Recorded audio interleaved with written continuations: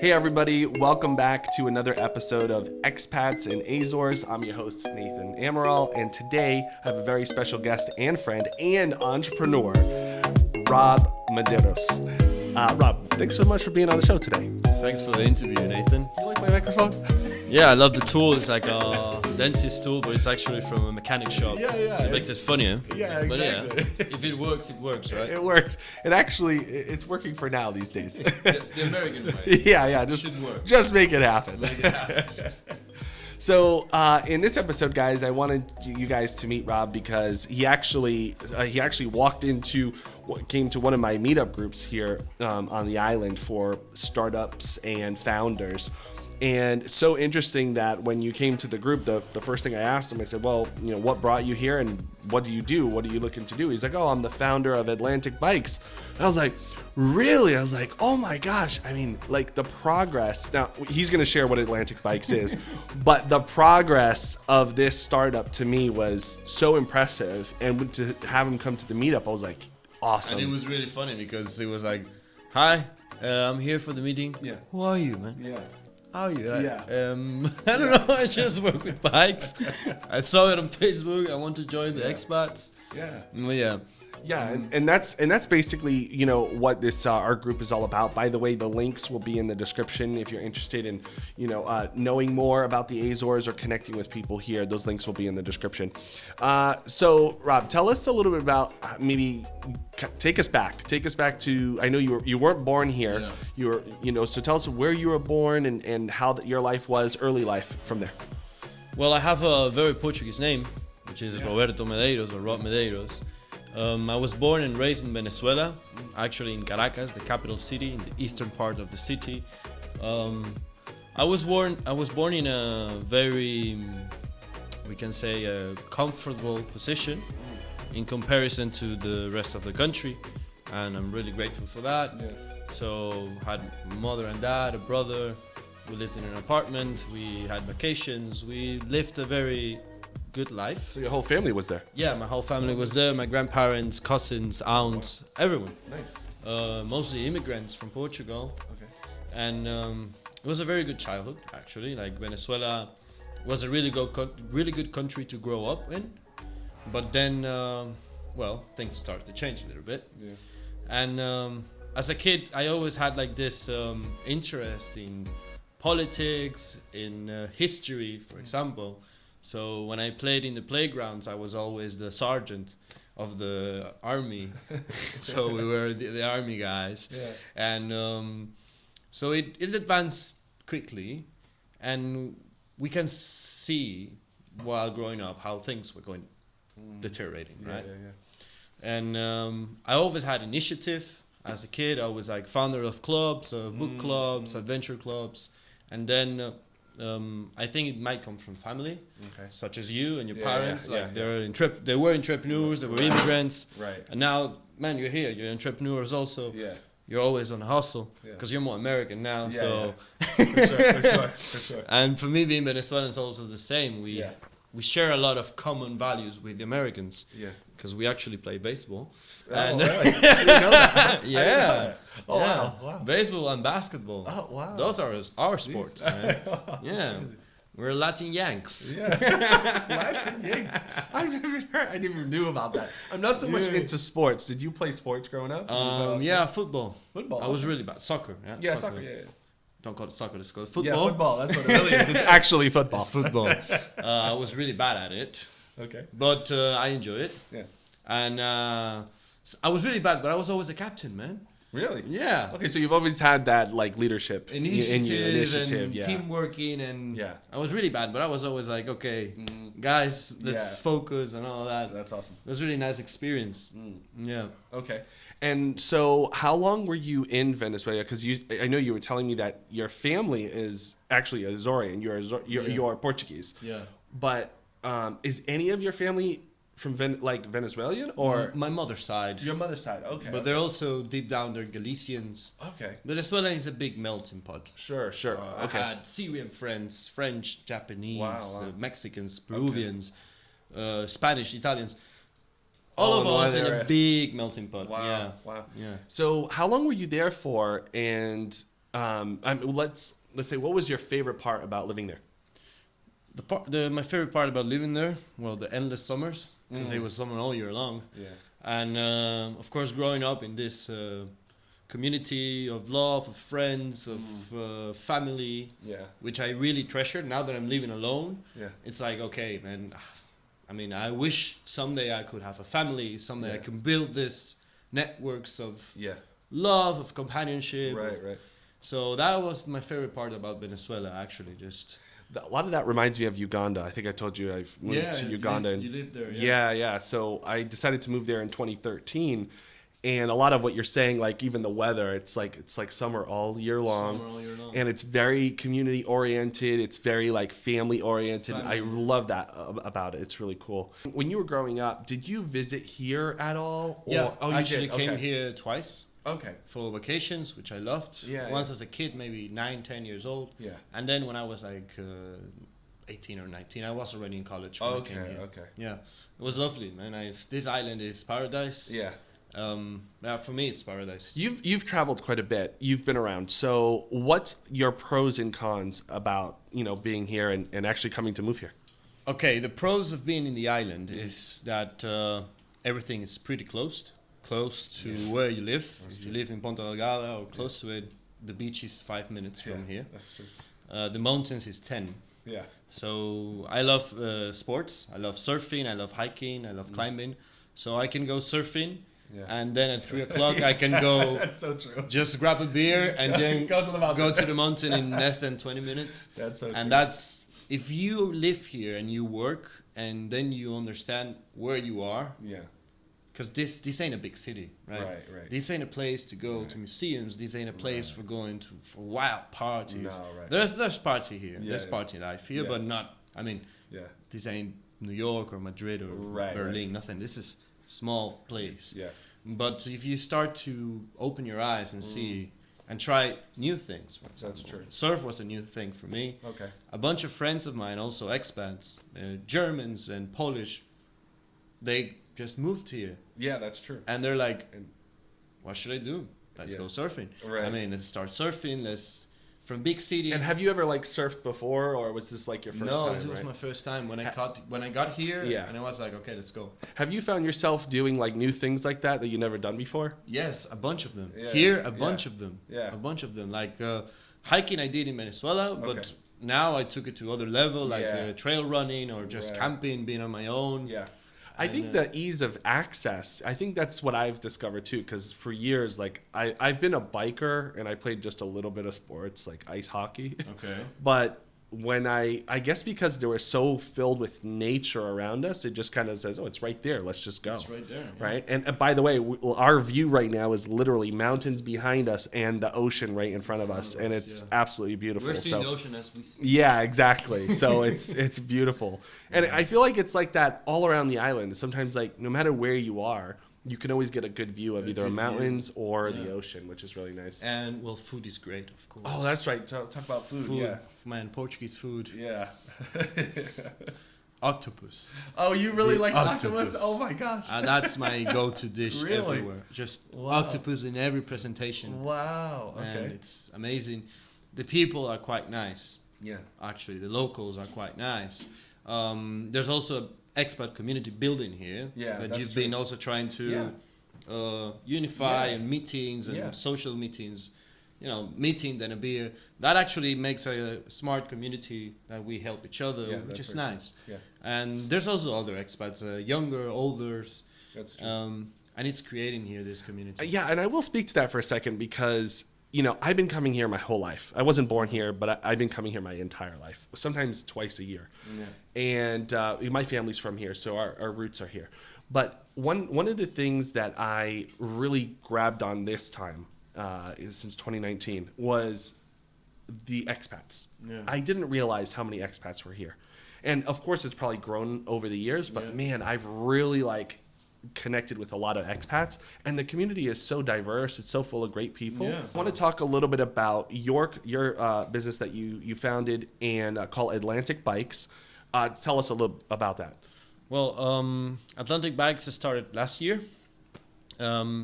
So I've always been passionate about things. I believe in civil disobedience, about being a little rock on the shoe of whoever trying to stop you or you up. And I pivoted. Like my passion for politics, for my country, for social work. When I got here, when I started, I was pretty bad. Of course, like it just left my whole life behind. I was here. I was devastated. What year did you move here? 2017. Okay. All right. So that's nothing. That's 3 years ago. That's not long. And then let's try to find a new passion. What do I like? When I was a kid, I was a mountain biker. Okay. So let's reconnect with the mountain bike. So I bought a bicycle and started going around. Then I did some traveling to Europe, Holland, France, southern Spain, and this thing started to pop up. I've seen it in the States, in New York, and then I went to Cincinnati. I spent 1 month in Cincinnati working with a friend of mine. Okay. And in 2018, summer 2018, and I just saw these stations and I said, you know what? Maybe it's a good idea. Like maybe we can start something from scratch in an island where you don't have it. Right. So research started. Yeah. And when I get into research, I started to get passionate about it. So it's not the fact of riding a bike. If the whole thing that it's behind it, it makes you healthier, of course. Yeah. Environment-wise, smart cities, less CO2 emissions, more active communities, more people buying in the streets, more people staying in the streets. Because I've never seen a car buying a coffee. Yeah.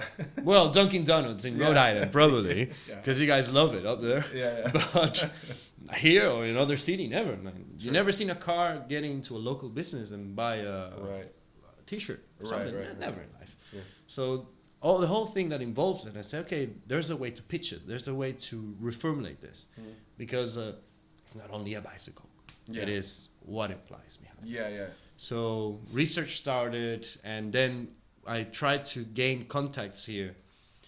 Thanks God, through my family, they knew a couple of people, not high-end people, but friends. Like, okay, Nathan, like, hey, can you help me? I have this project in mind. Who can I talk to? Right. Oh, I know this guy.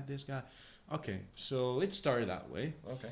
And then in the summer of 2019, January 2019, I was already submitting a project for European funds.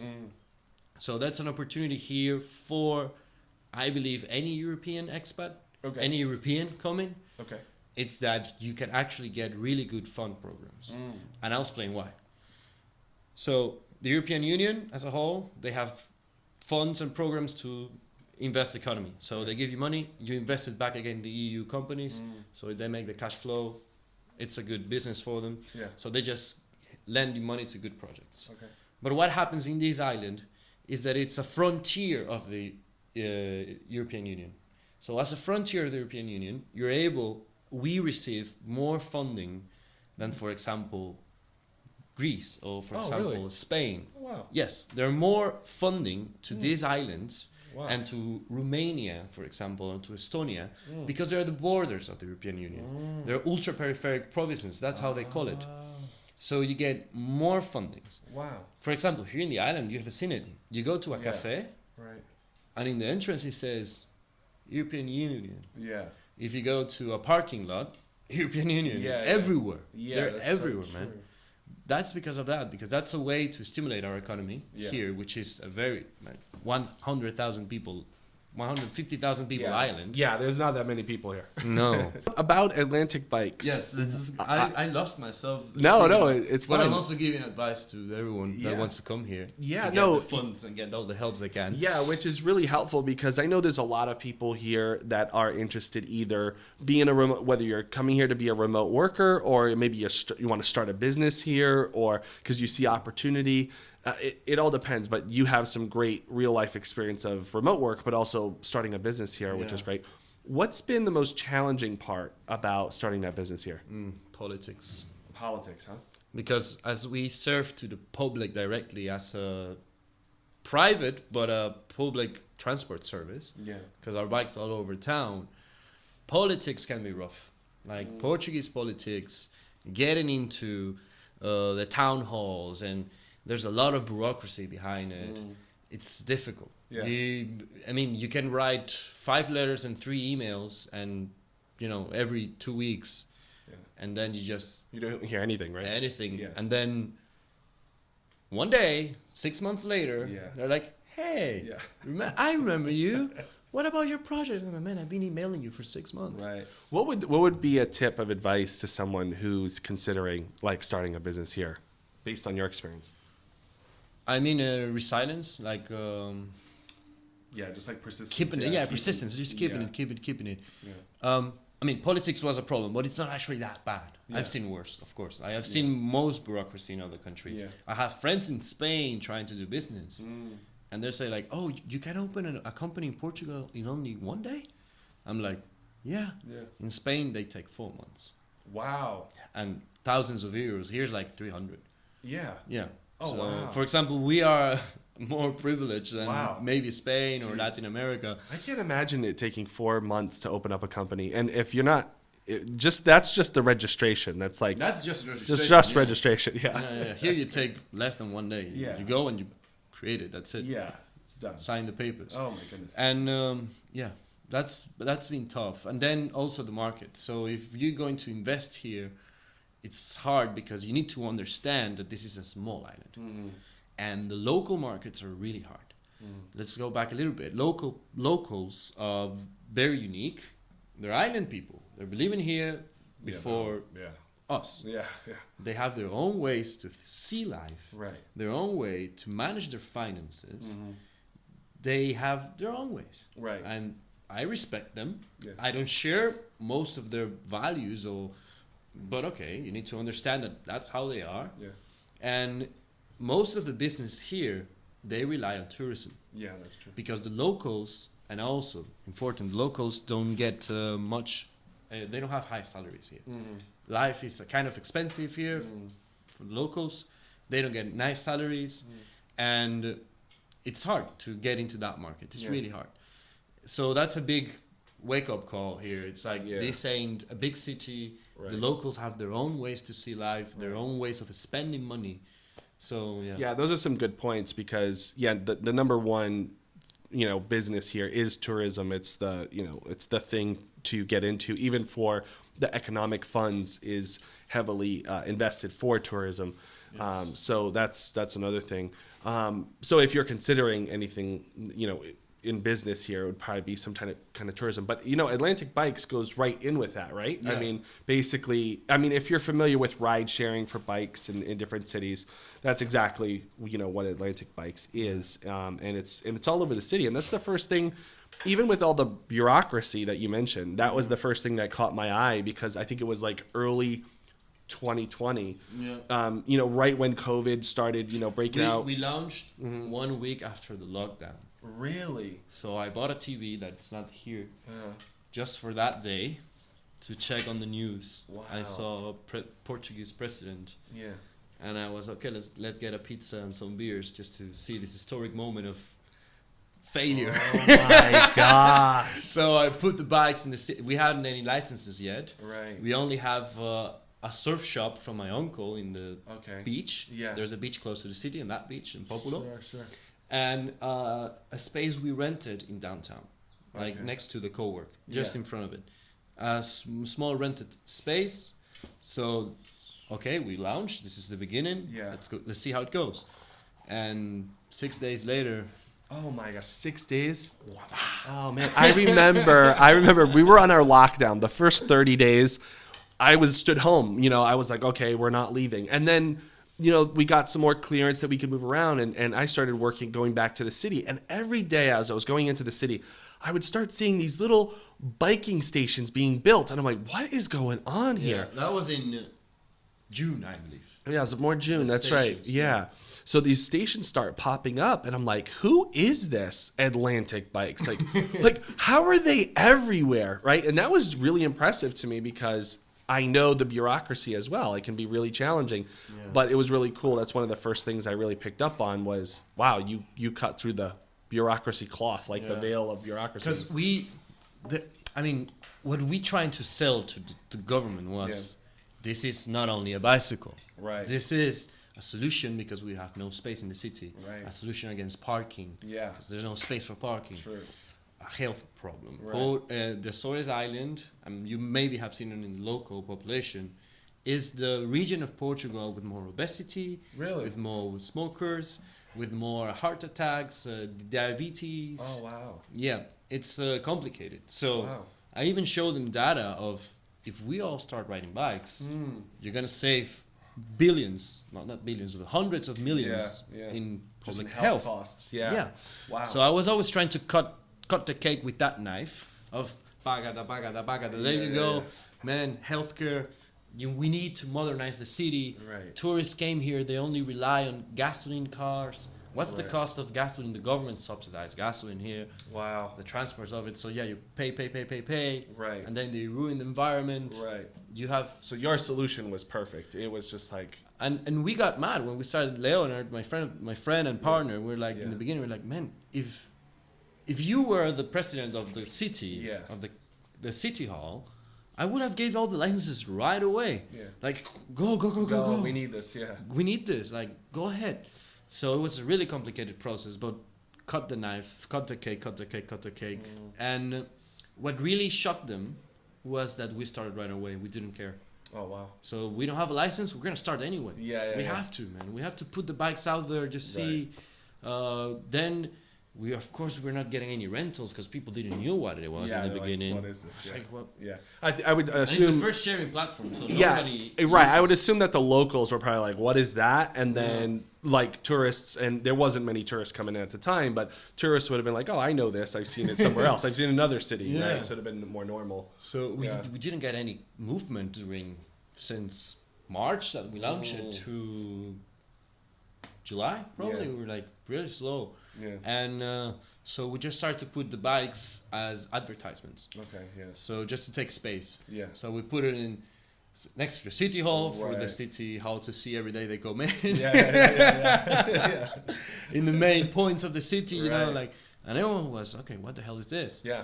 So, and we otherwise we started right away, and the local government was like, guys, but you don't even have a license, and you're starting right away. You guys are out of your mind. And like, no, because you need to give me a license. Right. Wow, I love that. You know, because you need to do it. I cannot support a company with only one spot that cost us like 150 euros. Yeah. And then the other spot was a tiny surf shop from my uncle. I was like, for free, but just 2 tiny spots. Right. Now we have 18. So wow, that's great. From the city hall built them. Oh, so it was like, you know, and get on it. Yeah. Yeah, and that's so great how it's been like integrated. Like now the city supports it, and it's now integrated into the local economy. Like people use it. I see people using it almost every day. I see someone on an Atlantic bike, which is really cool. We're getting traction, thanks. Yeah, which is really good. So anyone who's watching this and hearing from someone who's traveled a lot and who may be considering coming to a new place or discovering a new place or place to live, what would you say? How would you convince them to come here, at least to visit or to move here? I mean, personal story. Yeah. 2 friends of mine came to visit, went back to Germany. The other one went back to Poland, packed their bags, and now they're living here. What? Yeah. Wow. This year. Wow. My best friend Leonard. Jeez. He's now in Galicia, finishing his studies. But in May, he's just counting the days just to move here. Wow. So everyone who come here, they will say, "I love this." Yeah, so true. And if you can sustain yourself from a co-working, remote working position, Yeah. rent is really cheap. Yeah. And now we're getting a lot of people from that situation, especially German and Swiss people. Yeah. English also. They're coming and they realize if I'm living in London, I'm living in Paris, and I'm living in a matchbox, Right. paying 1,000 euro a month. So true.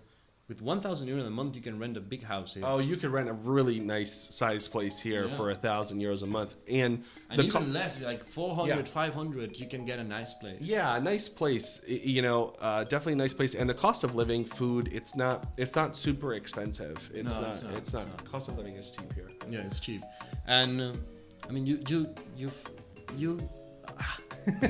you feel the love here. It's you understand once you're here. That's so true. You see the weather we have, which is nice, the food, the people.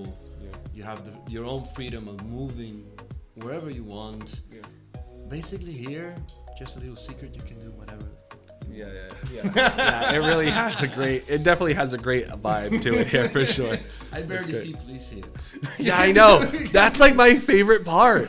Like, I don't have to look over my shoulder anymore. Like, oh gosh, there's a cop. Oh no. Oh my gosh. No, it's like, that's one thing I really enjoy.